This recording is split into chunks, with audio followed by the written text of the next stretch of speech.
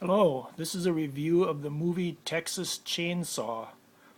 Um, if you've seen the movie The Texas Chainsaw Massacre from 1974, this is sort of I wouldn't say a sequel. Well, it's kind of like a sequel or a rebooting of the story, but basically at the beginning of the film, they show you highlights from the first film.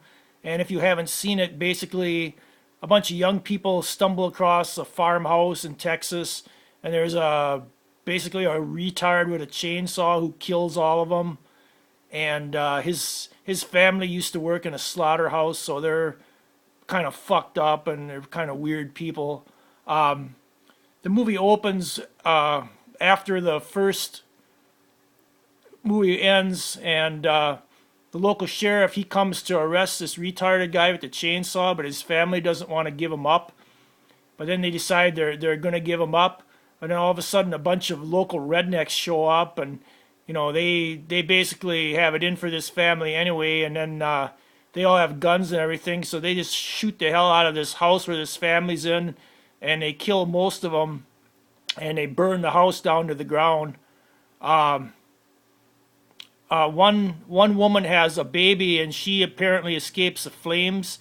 So one of the rednecks takes the baby, and they raise this baby as their own. Apparently, that's part of the plot line. Then the movie, it cuts to, I believe, what it'd be the present day, and this young woman gets a package in the mail. She's played by Alexandra Daddario.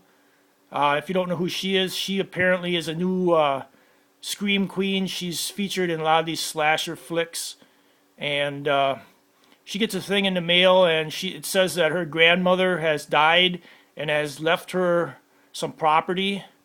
So her and her boyfriend and some of her friends, they go down to Texas to check out this property, and apparently her grandmother had quite a bit of money and left her this really nice house out in the country.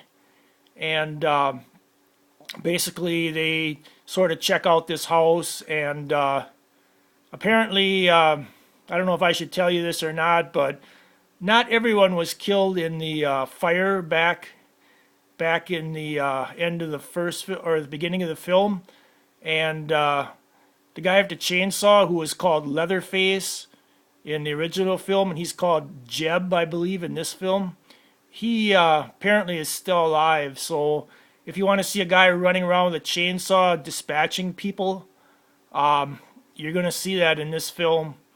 And basically, this film is what happens when this guy is found to still be alive, and the local the local one of the local rednecks is now the mayor of the town, and he basically wants to get rid of this guy with the chainsaw. So he's sort of got a vendetta against him. And there's a little bit of a plot twist that this girl finds out who she really is and who she's related to and this sort of thing. So it's kind of like a remake of the first film in a way, but it's a little bit different. It was fairly interesting, I guess, because you didn't know for sure what was going to happen. There are some twists in it.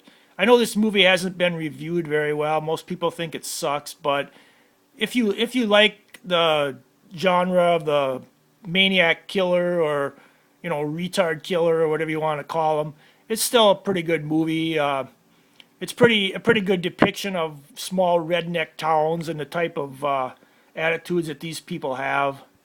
As far as blood and gore, it has quite a bit of blood and gore. The special effects that are available today, the filmmakers are much better than they were in the 70s. So the blood and gore is shown in quite a bit more detail than the original film. There's one particularly good or well done scene, I thought, where a guy is cut in half with a chainsaw while he's still alive. I think this was pretty well done if you like that sort of thing. Overall, I guess I would give this movie, like, say, 3 stars out of 5.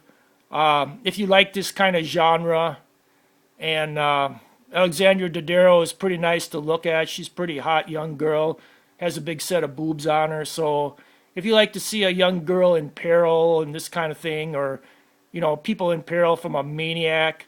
This is probably, you probably enjoy watching this. So for a slasher flick or say a rebooting of the Texas Chainsaw franchise, I guess I would give it a thumbs up. If you have any questions or comments about my review, feel free to ask them. Comment, rate, and subscribe. And thanks for watching my video, guys.